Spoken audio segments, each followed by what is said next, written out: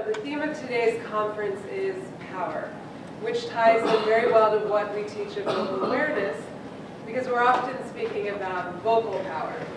In fact, Arthur Samuel Joseph, the creator and founder of vocal awareness, often says, voice is power. So what does that mean? Are we talking about a big, loud, presentational sound? No. Clearly, we do want our sound to be present and resonant, but for me, a vocal power means that we are also coming across as authentic, trustworthy, and have integrity. Your voice reflects your identity. It reveals everything about who you are and how you show up in the world.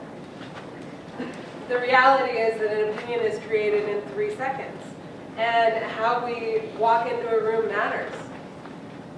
Because every public encounter is a performance. Someone is listening.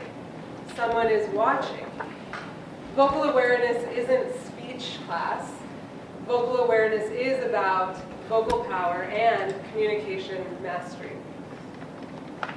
How many of you like or even love the sound of your own voice? Awesome. So some of you do. But for me, despite 20 years of singing lessons, I had never consciously considered my speaking voice. And if I had considered it, I would have realized that I didn't actually like my voice. For most of us, speech is habit. So then, what is vocal power? What is communication mastery? In vocal awareness, we treat communication as an artist or athlete treats their art or sport. It's the ubiquitous 10,000 hours. By the time an athlete reaches the Olympics, their body reacts to stimulus, even to an anxiety, as it has been trained to respond, with focus and precision. But this is not the case for us in our daily conversation, whether personal or professional. We don't usually think about our voices. We just speak. We do a PowerPoint presentation, we put the slides up, we may not have rehearsed it, we may not have written an opening paragraph or a close. We don't even usually think in those terms. We rush to a meeting having just finished another meeting, or maybe the notes for the meeting you're about to have, or a conference call, and we're on. Who thinks about a breath? In vocal awareness, we do, and that is powerful. Let us begin our exploring vocal awareness using this phrase, I am an extraordinary person and I do extraordinary things. So, let's everyone just say that phrase once. And this is the beginning of our exploration of voice. So I'll just count you in so we can kind of do it as a group. 3, 2, 1. I am an extraordinary person and I do extraordinary things. And now we're going to take our hands and just cup behind our ears. And we're going to speak it one more time, because what that does is it actually helps us to hear what's happening on the outside. It helps us to hear what other people are hearing. So again.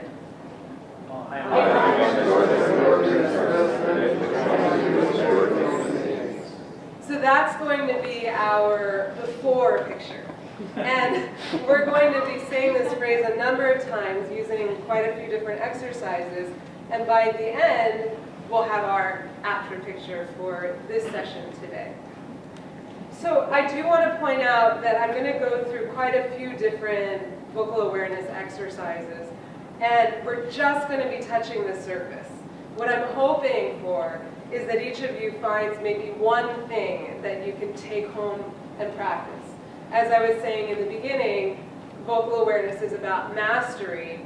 It's therefore about practice, just like it would be for an artist or an athlete. So the first concept is something we call stature. many of you will have been told at some point in your life that posture is important, that maybe sitting or standing up straight. So let's everyone just put yourself in what you consider to be good posture. And just see what that feels like. Notice whether or not you are holding your breath, for example. And now relax. And now, instead of putting yourself into a good posture, let's consider the word stature. So the first thing is I want you to imagine that a thread is very gently pulling you up. And part of what that does is it helps you to realize that you don't have to hold yourself in some kind of good posture, that in fact there can be this connection that helps you. But vocal awareness is not simply physical. It's not simply mechanical. There's always an integration of mind, body, and spirit. And so now, as part of your understanding of the concept of stature, connect into that part of you that knows, in fact, that you are extraordinary, that you are special. So there's now this physical component and this internal component. And cup your ears.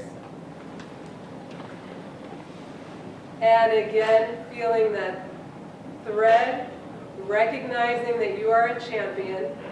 Read the sentence. I am an extraordinary person, and I do extraordinary things.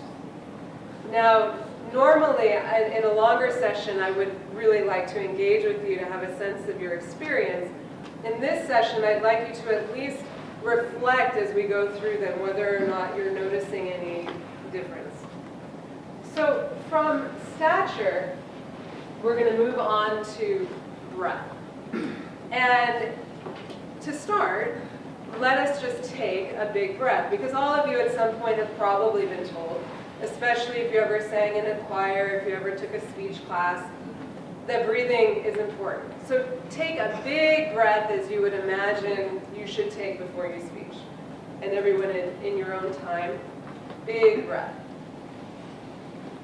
And then let that go and just sort of see how that feels. Now, feel yourself again in stature. And simply allow a breath.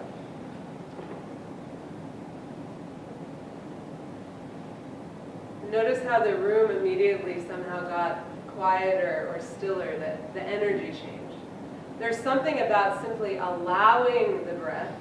It does not mean that it's going to be more shallow. It means there's a letting go connected to it. So now, in addition to allowing the breath, let that breath be slow and silent and conscious. And I'm going to help you and we'll all breathe together. In stature. And in 3, 2, 1.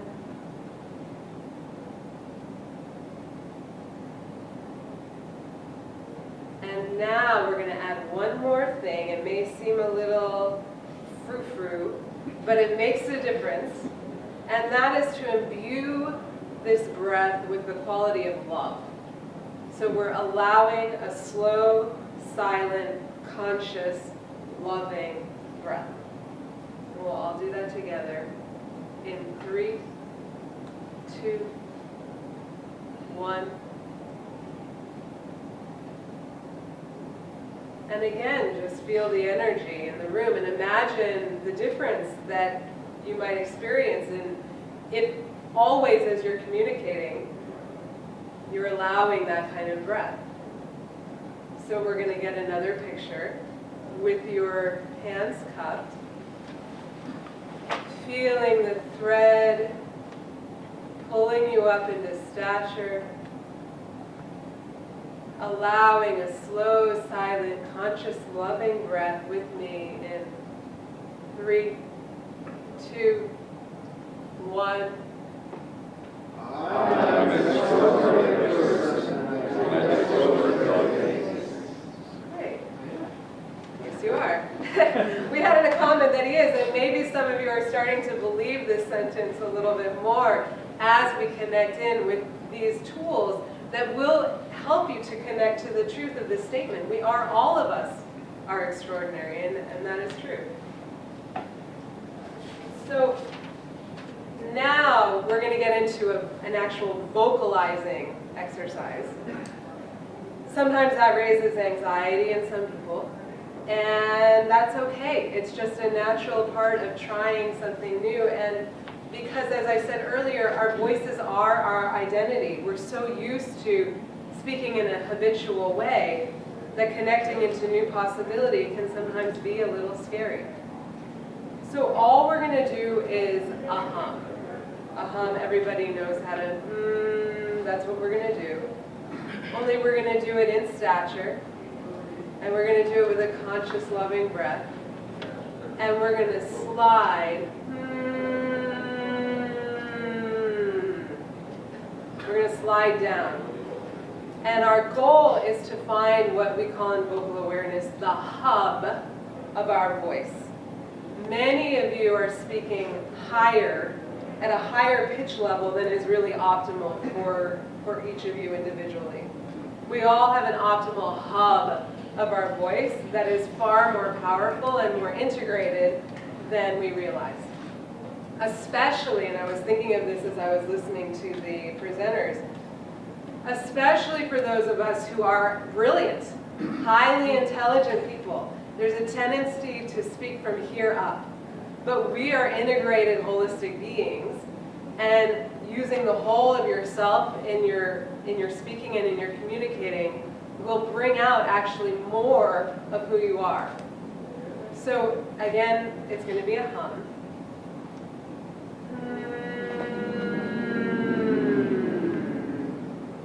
And we'll do it one more time in stature, remembering that you're extraordinary. Everyone cupping your ears. Oh, actually, no, we'll wait for that. Don't cup your ears because we're just going to hum. We're going to do one more time with stature. I'll lead you in with the breath, and we're going to hum. In 3, 2, 1.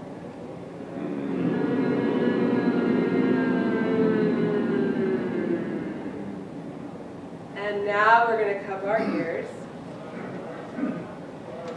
And stature, allowing a loving breath in 3, 2, 1. And you know what? I didn't set you up. We're going to be doing this phrase. We're going to do the phrase again. I'm going to set you up one more time with the hum. I was thinking about what time it is. Will someone tell me? 11:23. Awesome. And that's what happens when we get distracted by some kind of internal dialogue that's not relevant to the moment. In stature, we're going to hum one more time. No hands yet. We're going to do our humming. And in 3, 2, 1.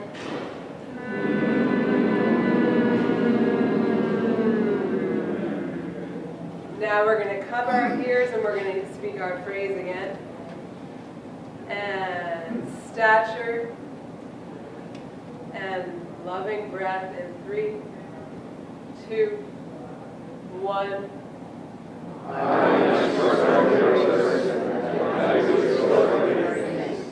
And I don't know if you're starting to hear a difference, but I am. It's starting to get a lot more resonant. There are some more seats if you wanted to come in. There's some over here. So in order to enhance that resonance even more, we're going to take our fingernail and place it right on the edge between our lips and our skin. And we're going to think of that as the focal point, the focus. It's like the sweet spot. If any of you have played tennis or golf, there's just this optimal spot where the racket hits the ball, and that is our focal point. And so this is going to be the focus of where we want the sound to leave our body. At the same time, we're going to remember that sound travels. that voice has energy, and we're going to think of the sense of our energy and of our sound actually soaring through space. So we're going to do it again, first on the hum, thinking of the what we call the edge and the arc of sound. So please put your fingernail there on the edge, and you're feeling yourself in stature.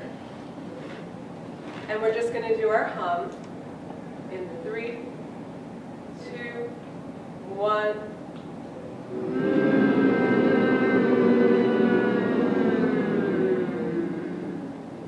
And I heard more resonance again in the sound. Now, we're going to hum one more time, and the hub of the voice is usually at the bottom pitch of your slide. So you want to pick up the phrase right where you get off of your hum. Does that make sense? Okay. Do you want us to say the phrase when you finish? I want you to, let's say this time everybody knows that immediately after our hum, we're going to cup our ears, I'm going to lead you in the breath, and we're going to say the sound. Thank you. Because that way you'll be even more set up with your hum. All right, so we're in stature, humming first. Fingernail on the edge. And 3, 2, 1.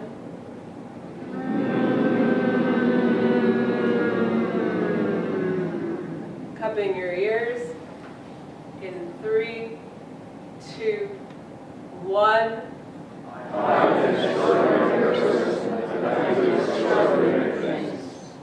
Awesome. I'm really starting to believe it. So the last thing I'm going to introduce today is something in vocal awareness we call visceral language. We make voice visual.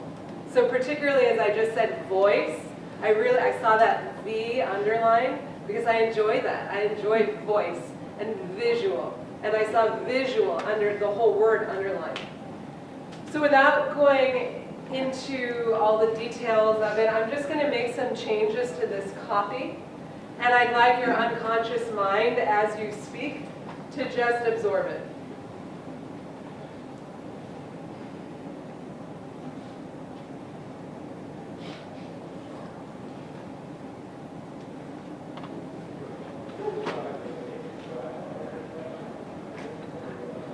So everything in vocal awareness is cumulative and builds upon itself. Can everyone see? If you can't see in the back, please feel free to stand up. And so we're going to be in stature. And we're going to cup our ears. Speaking from wherever you remember that hub of your voice feeling and residing. I'm going to lead you in, and you're going to read it as written. In 3, loving 2, and 1.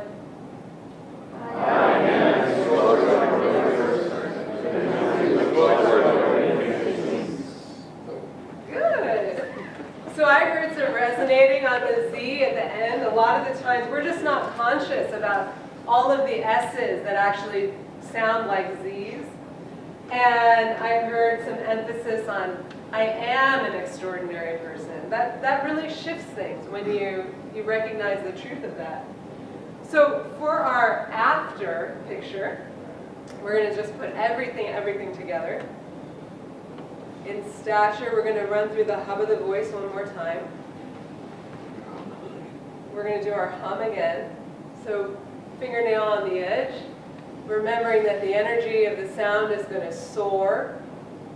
The breath is loving and conscious, and when we get to the bottom of the hum, I'll breathe you in again, ears cupped, and we'll do our phrase.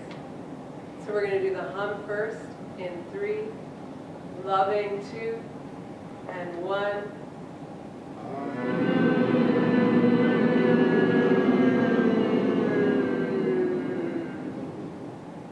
And now cupping your ears in 3, 2, 1.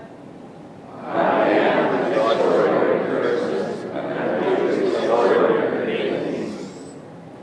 Fantastic.